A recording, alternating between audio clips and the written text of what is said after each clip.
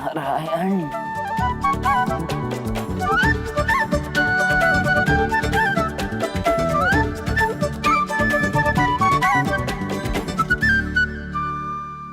मैया, इतना काम बचा है, हंसी ठिठोली लगा रखी है। हंस लो कान्हा, हंस लो, किंतु मैं कम से कम बरसाना में प्रवेश करने के लिए प्रयास तो कर रहा हूं।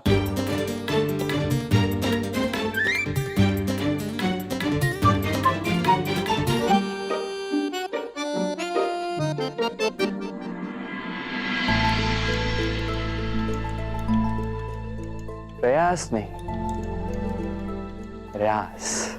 ये समय रास का है था।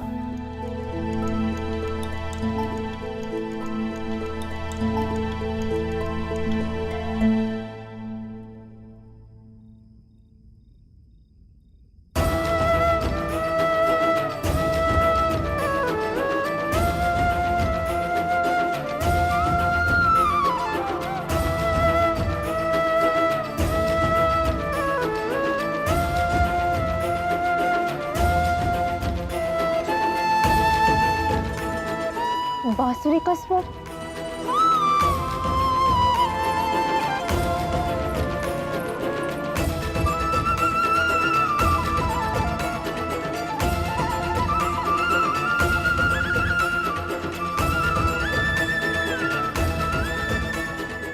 नहीं कृष्ण, अब ना राधा आएगी और ना ही कोई रास होगा।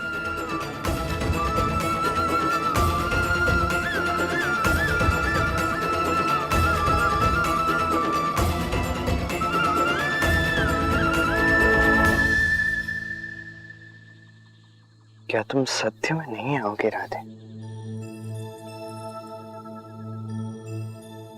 रुको,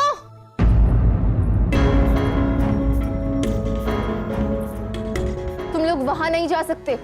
देख राधा, हमें रास में जाना है, हमें मत रोक। आज रास की रात्रि है। और नहीं तो क्या, जिष्णु वहां हम सबकी राह देखता होगा। कोई उस धूर्त कृष्ण से मिलने नहीं जाएगा। वो तुम सबको छलेगा जैसे उसने मुझे छला है। अरे राधा, ऐसा क्यों कह रही हो? यदि कोई रास में भाग लेना चाहता है तो उन्हें लेने दो ना। उन्हें रोकने का अधिकार तुम्हें किसने दिया? अधिकार है, मैं अपनी सखियों के साथ सदैव खड़ी हूँ। यदि मेरी सखियां कोई भूल करने जा रही हैं, तो मेरा अधिकार भी है और कर्तव्य भी कि मैं उन्हें रोकूं। ये कृष्ण तुम्हें अपनी मीठी मीठी बातों में उलझा लेगा, तुम्हें बाध्य कर देगा कि तुम इसकी बातों में अपनी सुध खो दो, कि बांसुरी की धुन में खो जाओगे। और फिर जब एक ऐसा समय आएगा कि तुम में से किसी एक के हृदय में इसके लिए प्रेम का अंकुर फूटेगा, तो ये तुम्हारा साथ नहीं देगा, छोड़ देगा तुम्हारा साथ और सबके सामने तुम्हें और तुम्हारी भावनाओं को छलेगा। तुम सब साक्षी हो मेरे प्रेम की, मेरी पीड़ा की। इसलिए कहती हूँ, परित्याग करो इस कृष्ण का और दूर रहो इससे, इसकी बांसुरी की धुन से, इसके रास से। जो तुमने मेरे साथ किया ना, उसके लिए मैं तुमसे केवल घृणा करती हूँ, केवल घृणा।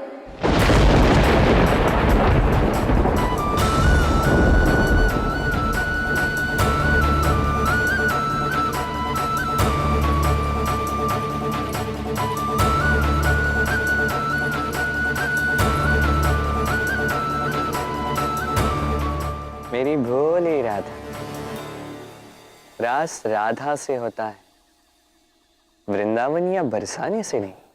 यदि तुम रास के लिए यमुना किनारे ना आओगे तो कृष्ण बरसाने के द्वारे आएगा। राधा देखने एक झलक तिहारी, बरसाने आएंगे कुंज बिहारी।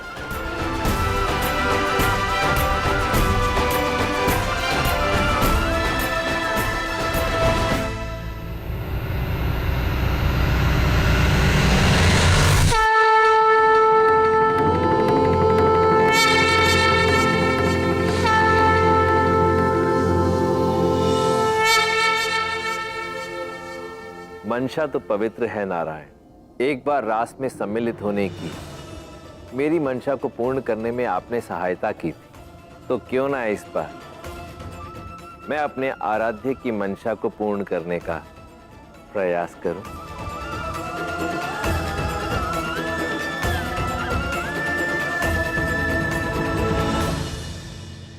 कितना प्रयास किया, कितने नए नए और अलग अलग रूप धारण किए, किंतु मैया ने हर बार पहचान लिया। यदि कुछ मिला तो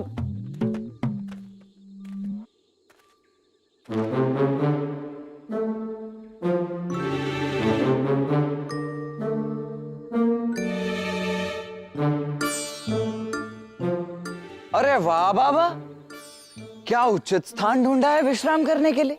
ये कोई लेटने का स्थान है? मार्ग के बीचों बीच ही लेट गए आप। हाँ, कौन है भाई, क्या चाहते हो? तनिक कोने में जाकर विश्राम कीजिए ताकि आने जाने वाले मार्ग से आ जा सके। मैं बड़ी लंबी यात्रा से आ रहा हूँ तो थक गया, जहाँ खड़ा था वहीं सो गया। अभी मुझे विश्राम करने दो, हिलने में समर्थ नहीं। तुम एक काम करो, मेरे ऊपर से ही लांग जाओ। अरे ऐसे कैसे लांग कर चला जाऊं आपको मैं? आप मुझसे बड़े हैं ना, ये मेरे संस्कारों के विरुद्ध है। परंतु संस्कारी से अधिक क्रोधित प्रतीत होते हो। ऐसा लगता है अभी अभी माँ के हाथों पिट के आए हो, तभी इतने चिड़े चिड़े हो, है ना? देखो बाबा, मैं आदर कर रहा हूं, इसका अर्थ ये नहीं है कि आप मेरे घावों पर नमक छिड़केंगे। हट जाइए मेरे मार्ग से।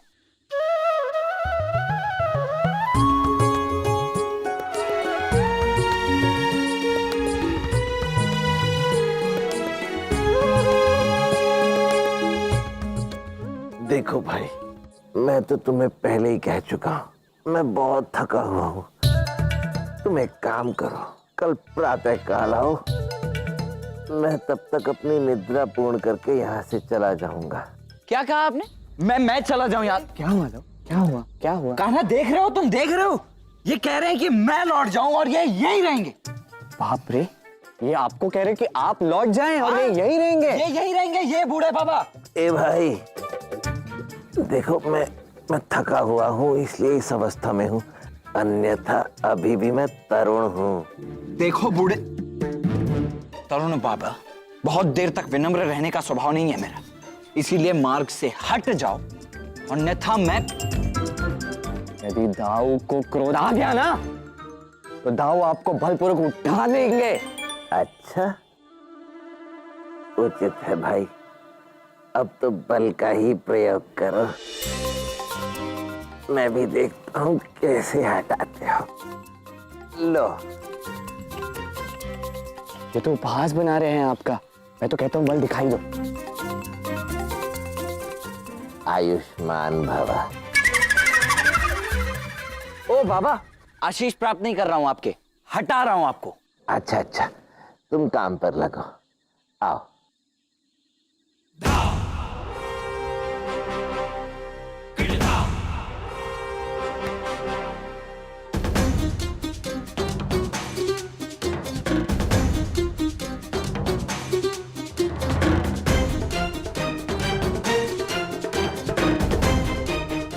अरे क्या हो गया दाऊ? आपको तो सब बलराम कहते हैं, आज तो आप दुर्बलराम प्रतीत हो रहे हैं।